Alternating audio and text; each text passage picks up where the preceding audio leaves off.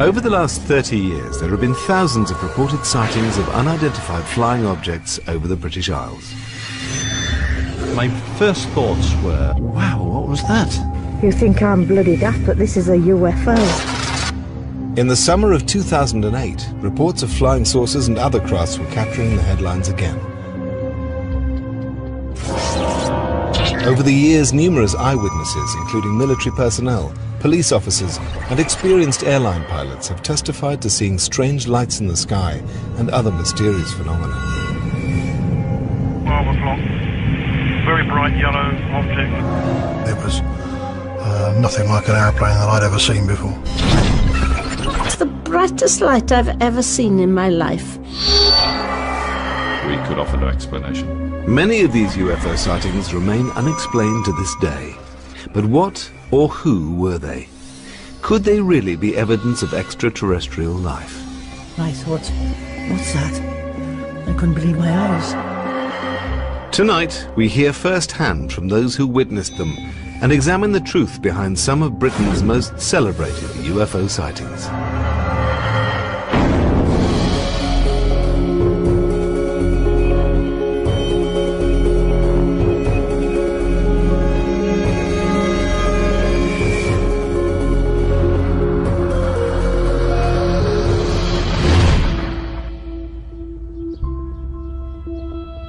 At the beginning of 1980, Todmorden was a little-known West Yorkshire mill town.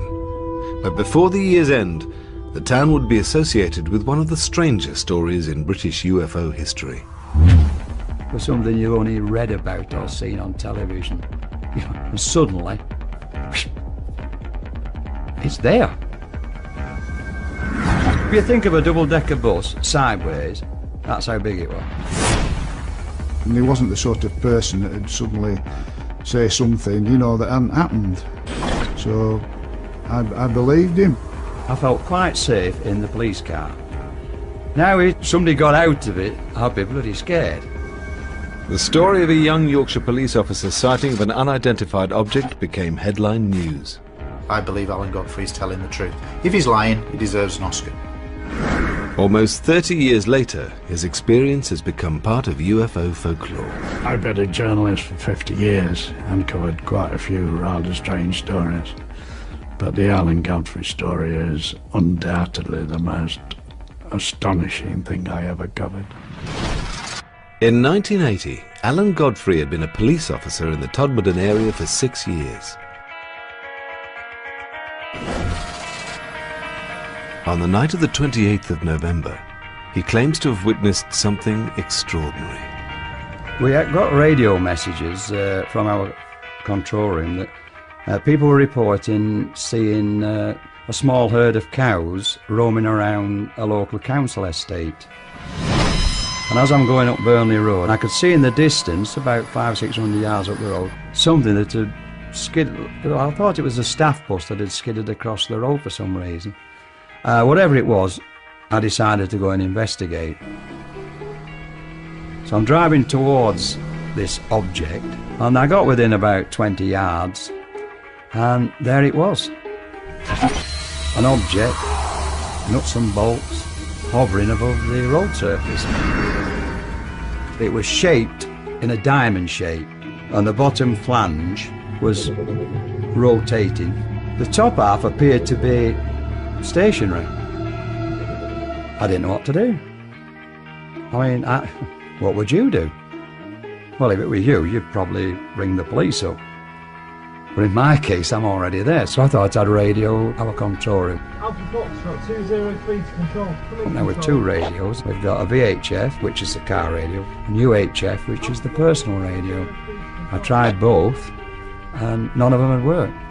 Come in, control. It was eerily silent. That really does stick in my mind, that was really eerily silent. And for some reason, I don't know why, I picked my clipboard up and started to draw it. I made a quick sketch. So it's there. Rather than my head, it's there, it's black and white. Although he'd made a sketch, Alan Godfrey's story would ultimately centre around what happened next. Now with black and white. and I'm at the other side of it, driving. Quick glance at mirror, it's not there. I got out of the car. The road surface was whirlpool dry, like a spinning object would make, you know, with all these leaves and branches and what have you. You could see an area of road surface that wasn't like the other. The others were wet, this was dry.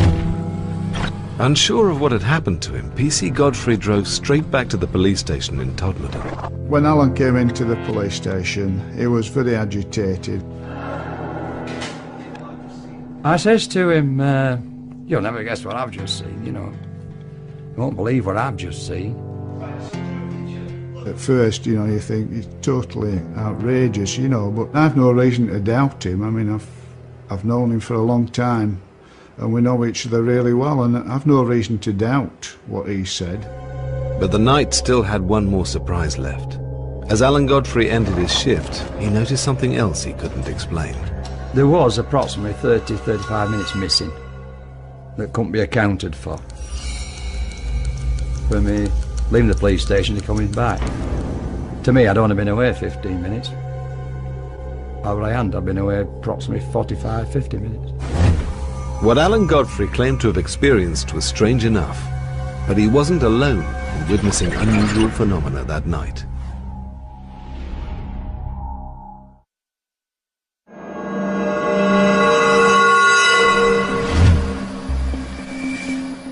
On the night of the 28th of November 1980, Police Constable Alan Godfrey was driving through the Pennine town of Todmorden when he witnessed a strange object in the road. It was something you only read about or seen on television. And suddenly, it's there in front of you. It was just something out of a science fiction film. It was totally unbelievable. PC Godfrey had no rational explanation for what he'd seen, or for what he discovered later. I had this irritating itch on my foot. The boot on my left foot was split. If that's the sole of the, it was split that way. I've no idea why they were split, but when I took it off, I removed my sock, and it was on the instep of my foot, and it was a round circle like that, red. And it was very, very itchy. It wasn't sore, but it was very, very itchy. At work the following day, Alan Godfrey received some surprising news. He hadn't been the only officer who claimed to have seen something strange the previous night. I came on duty, and there was an inspector waiting to see me. I went into the inspector's office, and he then informed me that I wasn't alone, that 3 police officers in Halifax, in fact, had some sort of an encounter the same night. And he was putting a report together, and he wanted a statement of me. Coming out of the inspector's office thinking, yeah, right on. 12 miles from Todmorden, on the moors above Halifax, PC's John Porter, Howard Turnpenny and Julie Baxter had been looking for stolen motorbikes. What they witnessed compelled them to make an official report. We parked up, got out, walked down over the fields towards the quarries, and we'd nearly reached the quarries, and then something, nothing verbally, but something told us to turn. And we turned and just stood. And in the sky was a very cold, and I would describe it as a cold steel blue light. Not flashing, but pulsating. And the hairs on my arms and my neck just stood up. I cannot tell you, in all honesty, how big this thing was, because there was no definite shape to it other than a pulsating steel blue ball. But wherever it went, it was very, very fast. As fast as I'm moving my hand now. A second, a second, a second, a second. And that's how fast it moved, with no noise. Whiskey Delta 40 to Halifax Control. Tried to speak to Halifax on the radio. Nothing. Absolutely dead. I wasn't frightened, I was intrigued as to what this was. But for WPC Julie Baxter, the experience proved unsettling. Julie was scared. There's no doubt about it. She made her feelings very plain. Scared. Howard was like me. He wanted to know what it was. He wanted to see this thing. And for no known reason, it shot off in a big overhead heart towards Todmorden. Whatever it was not of... I can't explain whatever of our making. It was something completely alien to my understanding. And the night was getting even stranger. 2 traffic officers on the moors near Littleborough, 12 miles from both Alan Godfrey and the Halifax patrol, reported seeing a bright pulsating sphere hovering between 2 electricity pylons before it sped off over the hills. In all, 6 separate police officers had witnessed strange phenomena that night. But it was Alan Godfrey's story which caught the attention of both the local press and UFO investigators, many of whom descended on Todmorden in the wake of the sighting. In 1980, Jenny Randalls headed British UFO investigation group Bufora. She was born near Todmorden and has written about British UFO sightings for over 35 years. The Alan Godfrey experience, when it happened, came at the culmination of a whole series of events during the preceding 3 or 4 months that had been occurring in and around that area. They'd been getting stranger and stranger. The Pennines are the backbone of the United Kingdom. The area stretches from the Scottish borders to the Derbyshire Peaks, a distance of 250 miles.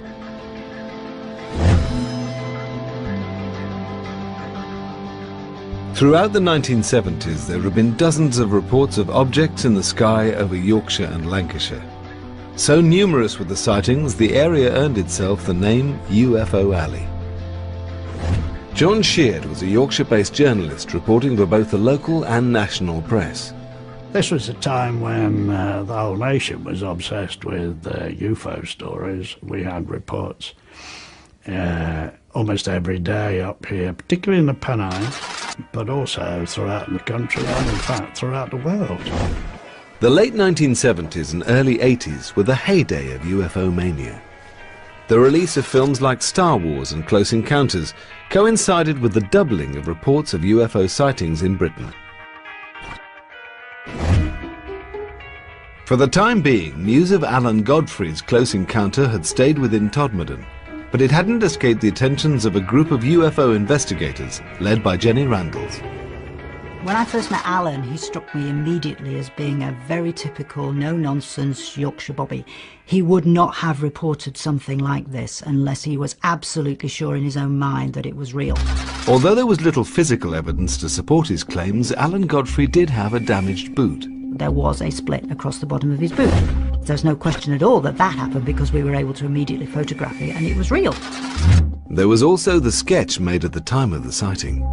You just have to try and make a value judgment when you put all the evidence together, what you believe about the credibility of the witness, what the sincerity of the witness's story is, how it holds together again and again over the years.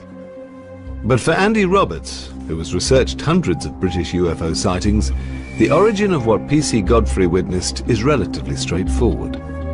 My personal belief is that he went into some form of altered state of consciousness, whether you call it a trance or something like that. Something triggered that.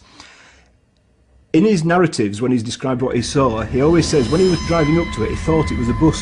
Now, it's possible that was the point when he slipped into this altered state of consciousness. When he got near it, he was seeing it as a UFO. Interestingly, he describes it as having 2 rows of windows, quite like a bus, actually. And it was on a main road near a bus stop. So it's possible he saw a bus delivering mill workers or picking mill workers up, and in his altered state of consciousness, it had transformed into a UFO. This object I saw was hovering off the ground, it had no wheels. It was of a metallic colour and it had black panelling and dark windows. And it certainly wasn't a bus. I know the difference between a bus and what I saw that night. And what of the strange lights witnessed by police officers John Porter, Julie Baxter and Howard Turnpenny just minutes before Alan Godfrey's encounter? Could they have a perfectly rational, scientific explanation? Dr. Ian Griffin worked for NASA on the Hubble telescope project for a decade before returning to the UK to carry out research into the movement of asteroids. He now watches the night skies from his home observatory in Todmorden. My view is that nearly every UFO that has ever been seen has some kind of explanation, and it's probably because people don't really understand what they're looking at that they just call it a UFO. The planet Venus is often mistaken for a UFO. This is because it's very bright and it's very close to the sun in the sky. So very often, if you don't know what you're looking at and you see this stonkingly bright light beaming towards you, you think, what on earth is that? Meteors are sometimes mistaken for UFOs as well, caused by a very fast-moving rock entering the Earth's atmosphere high up. As the rock moves through the atmosphere, it ionizes it and causes the gas atoms to glow in different colours. The colours can be green, they can be blue, and sometimes they can even be an orangey-red colour. There are other phenomena which may have existed for as long as the Pennines themselves, and which stem from more natural causes. Could these be the reason for the many sightings in the area, including those of Alan Godfrey and the other police officers in 1980? Dr. David Clarke undertook a major study of the area, known as Project Pennine. It described naturally occurring phenomena that ranged from glowing hillsides to bizarre balls of light. It's known that lights have been seen and reported by people following major earthquakes and earth tremors around the world. So we were interested in checking out whether similar correlations could be made with the lights that had been seen on a regular basis in the Pennines of northern England. Basically, you've got underground huge rock movements going on and rocks crushing against each other and electrons escaping from that movement. People have described seeing these light forms as following valleys or appearing above electricity pylons or even apparently pacing cars. But what may be happening here is that these lights are actually following fault lines or magnetic variations in the local area, and that those movements are interpreted by people who see them as being intelligent, as if it's a piloted craft of some description. In November 1980, PC John Porter and his fellow officers had reported seeing a bright object moving at incredibly high speed. Could it have been a naturally occurring light, or something man-made? Aircraft can actually cause UFO sightings too. Oftentimes they'll have lights that flash under the wings, and viewed from certain angles they can appear to be coming straight towards you or whizzing across the sky relatively quickly. So it's not unknown for an aircraft to cause a UFO sighting. We've all seen aircraft in the sky at night. I've been on nights many years as a police officer. I've seen all sorts moving in the sky. But on this occasion, whatever it was not an aircraft. It was not. There's no way it was an aircraft. Moving too fast and no noise. Air traffic records, both civilian and military, revealed that there were no flights in the area at the time. Routinely, official police reports of UFO sightings would be passed to the Ministry of Defence. As part of the Freedom of Information Act, they've now been released. Dr. David Clarke has been researching official reports into UFO sightings for over 20 years. When the Ministry of Defence files on UFOs from 1980 were opened, I went to the National Archives and immediately went looking for any mention of the sightings in Todmorden in 1980. And straight away I found a copy of the report by the police officers from Halifax, PC John Porter and his colleagues, who'd seen a bright blue ball of light in the sky.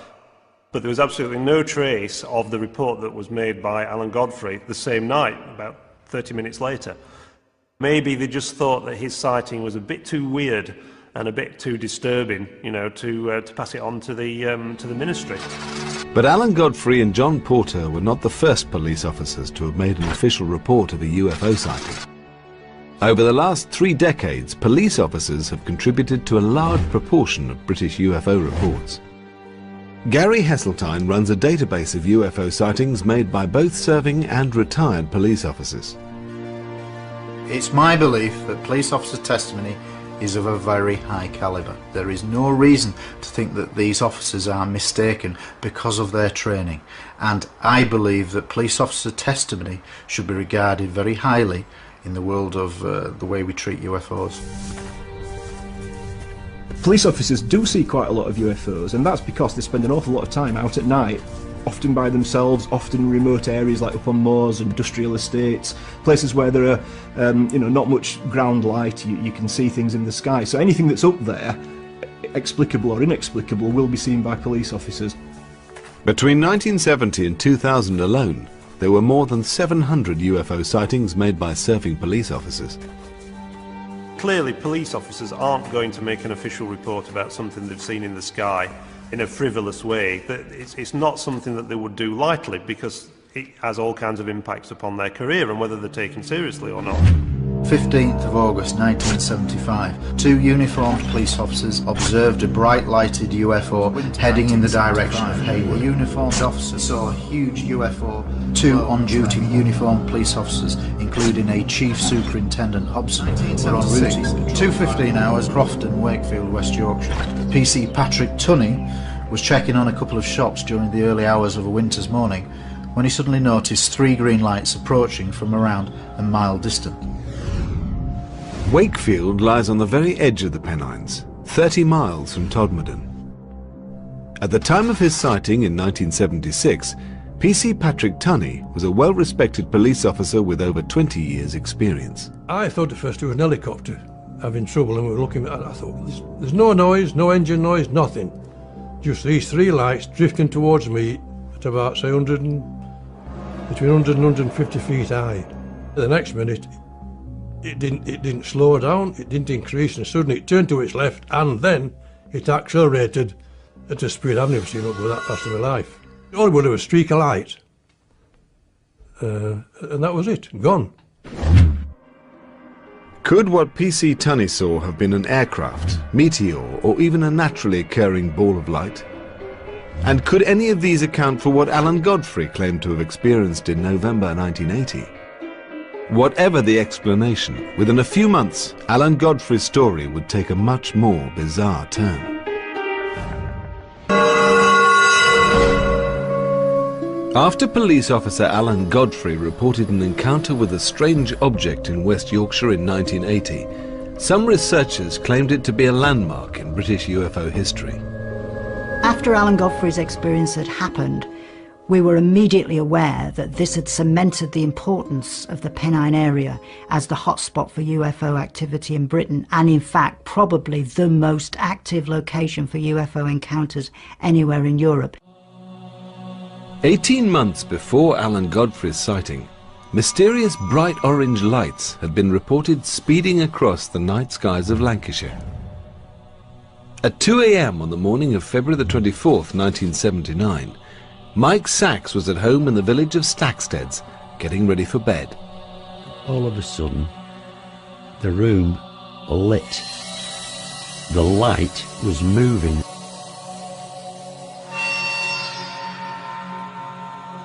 I rushed to the window to be confronted with this huge ovoid, about 8-10 foot across, light, all diffused around the edges. It was pulsing, brilliant to intense, very orangey white.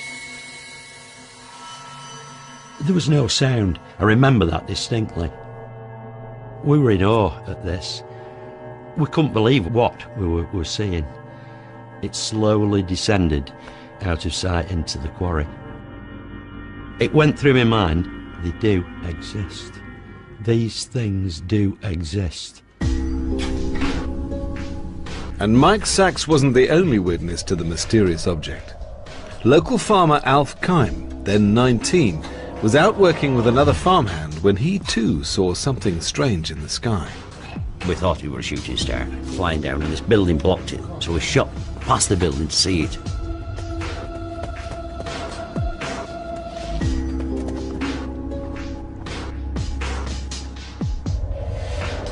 Like amazing, really, because it was the size of 2 double-decker buses. and it was sort of like spinning round, like changing colours, a lot of orange. And it went right across the skyline, right over the valley then, right over the valley, and it went over, you know, over top of houses, right over to quarry, and I thought, somebody must see that, you know, even though it were late, I thought somebody must see it, you know, we can't, they were only months to see this. I immediately phoned Baker Police, reported what I'd seen, and they said, right, he said, well, 2 of our police officers have also phoned in. They were parked up just below the quarry, and they reported it. I phoned my brother Raymond. I went up for him. We came back to the quarry where the Panda car was still parked there. And I said, did you see it? And he said, see it? We thought it were coming down on our blooming heads. There you go. So we decided then to go up to the quarry. Now the police officers went up with us.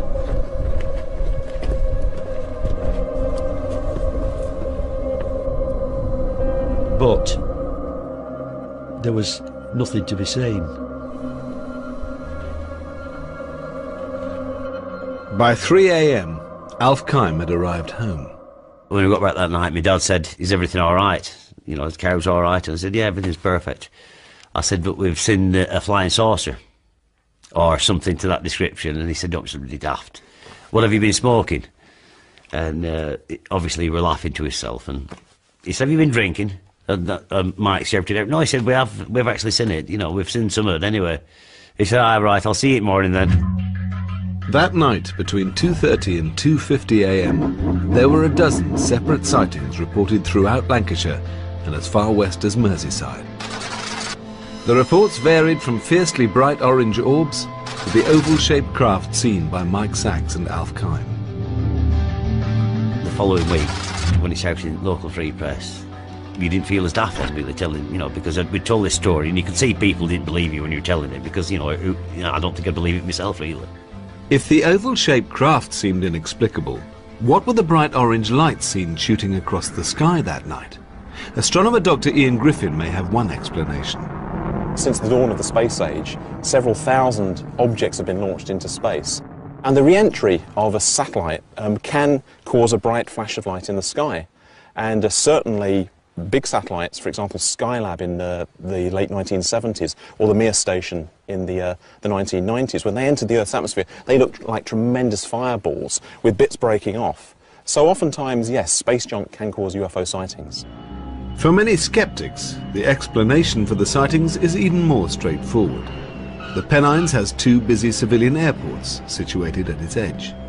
There was a huge explosion of air travel in the 70s and 80s, and that led to the expansion of Manchester Airport, of Leeds Bradford Airport, and international aeroplanes. Now, the Pennines, quite wild, it's very dark at night, and if you see an aircraft in the sky through unusual weather conditions or coming into land or taking off, its beams, its light configuration can appear very, very strange. And I think that's largely been the result of why there have been so many UFO sightings over the Pennines from the 1970s onwards. When it comes to UFO sightings over the Pennines, or anywhere else for that matter, we can readily explain away 99% more as mistaken identity. But it leaves that niggling little number every time that no matter how much research, no matter how much you try, you can't get rid of these particular cases. And after a lot of legwork, they still remain unexplained. There was another possible explanation, that the lights in the sky being witnessed that night were connected with some secret Cold War military operation. After some of his constituents had reported seeing the lights, the MP for Ormskirk even raised the question in Parliament. On the 12th of June 1979, the Ministry of Defence issued a statement. It said that a US Air Force exercise had taken place between the 21st and 24th of February, during which fighter aircraft had been flying at very low levels throughout the British Isles. Were both Alf Kime and Mike Sachs simply witnesses to a routine military manoeuvre? We get many aircraft flying over the valley, all different shapes and sizes. Air cargo, passenger, military. This was totally unlike anything I've ever seen in my life. I can only conclude, and I don't say this lightly, it is extraterrestrial. We can never rule out military technology, but I think in this case it looks as if something genuinely unidentified was present in the Pennines that night. Whatever the source of the strange lights seen over Lancashire, PC Alan Godfrey's experience continued to fascinate the UFO community. After Alan Godfrey's sighting in Todmorden, he claimed to have lost some 30 minutes in time. The only physical evidence of his encounter, a damaged boot and a sketch he'd made at the time. In an attempt to find out more, UFO investigators suggested a radical idea. And they contacted me and asked me, would I be willing to go under hypnotic regression? I declined straight away. I wasn't sure, you know. I thought, what is hypnotic regression? The only hypnosis I'd ever seen was on television, on a stage, you know, where they make fun of you. Eventually, Alan Godfrey was persuaded to undergo hypnosis, which was conducted by two psychiatrists, Dr. Jaffe and Professor Blair. They wouldn't tell either of the psychiatrists what the subject matter was. They would only tell them that it was a policeman who they were going to try to regress to a certain time on a certain date to an incident that may or may not have happened. Mike Sachs, whose interest in UFOs had been sparked by his own experiences the previous year, was present at the sessions. The atmosphere in the room was absolutely electric as Alan is relating this series of events. All of a sudden, and under hypnosis, he goes and covers his eyes. Then somehow he's floating and he's taken into this room. I have no recollection whatsoever what went on during that hypnotic regression. Under hypnosis, Alan Godfrey's claims grew more bizarre. Not only had he witnessed a UFO, he'd also come into contact with alien beings. In UFO terminology, he had been abducted. We were actually present at possibly one of the first abduction cases that has happened in the UK. Whatever Alan Godfrey had experienced in November 1980, and whatever had happened to the missing 30 minutes, the latest revelations seem scarcely credible. UFO abductions, very big in America, not so big in Britain. A handful of people allegedly being abducted by UFOs. So when you get a policeman seeing a UFO, later coming out under hypnosis with the story he was abducted, you've got something that's quite solid there, and people have latched onto it as being, you know, a real event. I'm asking myself, did that really happen? No, I couldn't have done. I don't believe it. But why am I saying it? Psychologist Chris French has conducted several studies in the area of so-called paranormal experiences. There are a number of different factors which seem to play a role in people reporting that they've had an alien abduction experience. Very often there is some initial triggering event, like, say, an episode of sleep paralysis or missing time, that leads people to believe they may have been abducted by aliens. What's probably happening is that they are getting confused between things that are happening in here and things that are happening in external reality, and basically as a result they're having sometimes hallucinatory experiences, sometimes false memories, but that's leading them to believe that they've had these alien encounters. But it wasn't just Alan Godfrey's supposed abduction that intrigued ufologists. The investigators also discovered a connection to another unsolved local mystery, one they believed could have extraterrestrial origins. 6 months before his UFO sighting, Alan Godfrey and colleague Malcolm Agley had received a call about a body found at a local coal yard. He received a radio message that found a body at Todmorden railway station, so I attended with PC Alan Godfrey. Well, someone instinctively tells you there's something not right. You know, you come across dead bodies all the time, it sounds like, but you do. And it was lying on his back, just staring up into the sky. There's no disturbance of the call, you know, to say how he got there. I just can't explain it at all. And it was being treated as a crime scene. I think everybody at that stage thought it was a crime. That's how obvious it was. Why would a man climb a stack of coal, lie down on his back on top and die? The body was that of a Polish émigré named Zygmunt Adamski, a former miner who'd moved to the UK after the Second World War and had settled in Wakefield, 20 miles from where he was found. To me, I don't think he died there. I think he'd been put there. It looked to me as if he had anyway. The evidence was inconclusive. You'd expect if somebody had been lying on the belly or climbed up the coal, it'd be covered in coal dust. It'd been raining, it'd stick to him like glue. There was no visual coal on him, on the front of him, anywhere, either on his face or anything. And he had these black marks that transpired to be burn marks round the back of the head, and there was one at the nape of the neck here, like an open wound, like a blistering wound, and it had had an ointment applied to it. We just thought it was strange, you know, that he had these injuries and this sort of green ointment, which looked nothing I've seen before at all, you know. It just seemed strange and a bit unnatural, really. Zygmunt Adamski had gone missing after a shopping trip. There was no suggestion that he'd planned to disappear, and he was known as a loving family man with no obvious enemies. The autopsy confirmed that Adamski had died of a heart attack.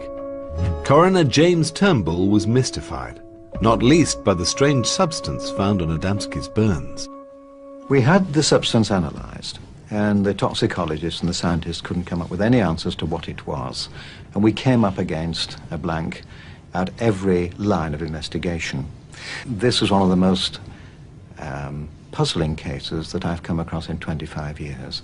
If somebody proved to me that UFOs exist and that there was one around there at that time, and that in some way we could associate it with this case, then perhaps I might say I'd only raise half an eyebrow.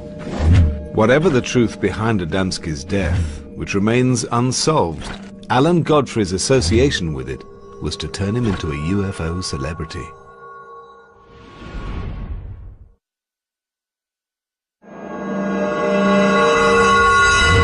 In November 1980, PC Alan Godfrey had witnessed a mysterious object whilst on patrol in Todmorden. If I'd have got out the car and thrown a brick at it, it would have gone clang. That's how real it was. Alan Godfrey was also connected to a mysterious death, which remains unsolved after almost 30 years. Zygmunt Adamski had gone missing in June 1980. His body had been found 5 days later, lying on top of a coal heap in Todmorden. At the inquest, Coroner James Turnbull was mystified, recording an open verdict and even suggesting a link with UFOs. I did nearly 27 years in the police, and it's the one thing that I've never really got to the bottom of, and it is bizarre, and it's always been there at the back of my mind.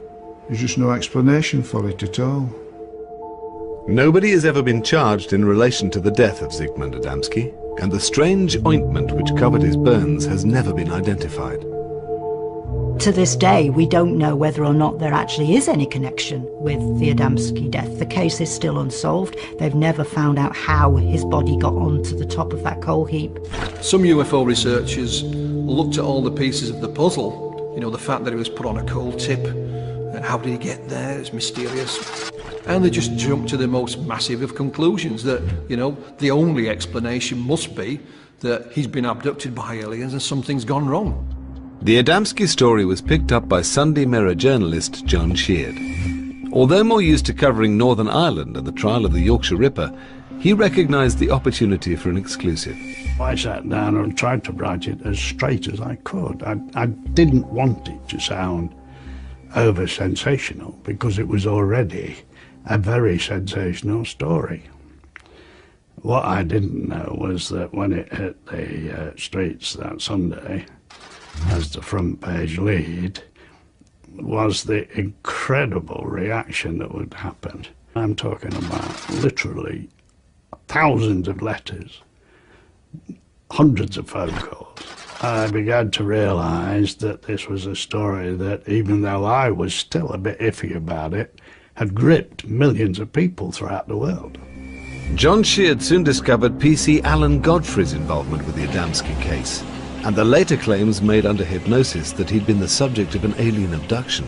I've been a journalist for 50 years and covered quite a few rather strange stories, but the Alan Godfrey story is undoubtedly the most astonishing thing I ever covered.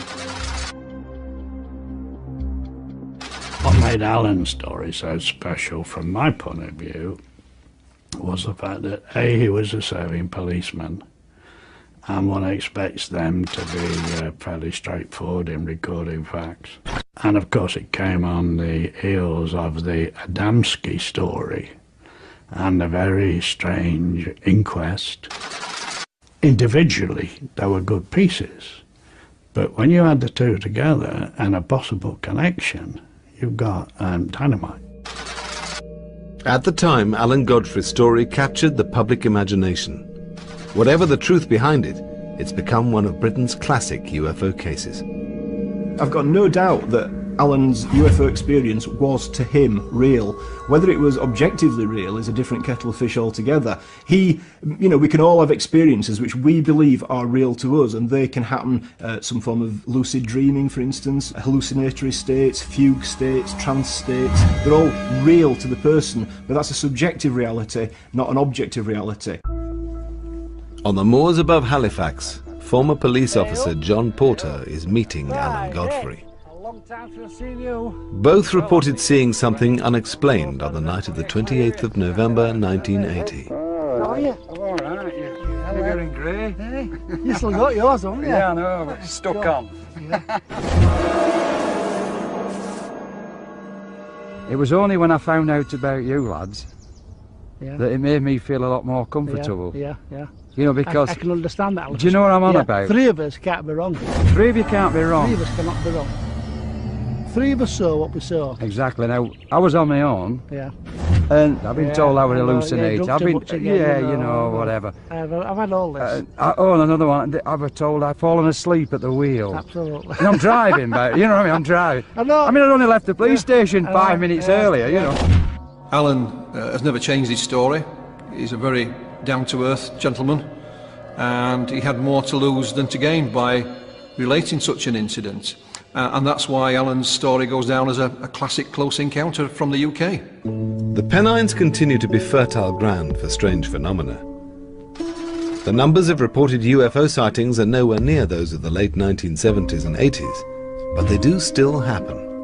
If you look at the number of sightings that have been reported over the years, you know, we appear to be absolutely swamped with aliens. You know, that the whole planet must be swarming with their ships as they're racing across the universe to visit us. It simply does not add up.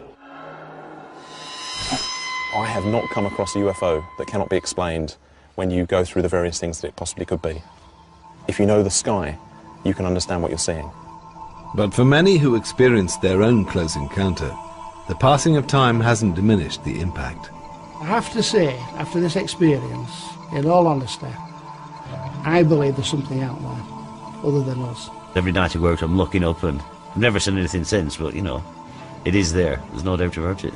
Where they come from, why they're here, I wouldn't know, but they are here. Alan Godfrey left the police force in 1985. Almost 30 years on, he's still sticking to his story. It's 28 years ago, and I still believe in what I saw was really there.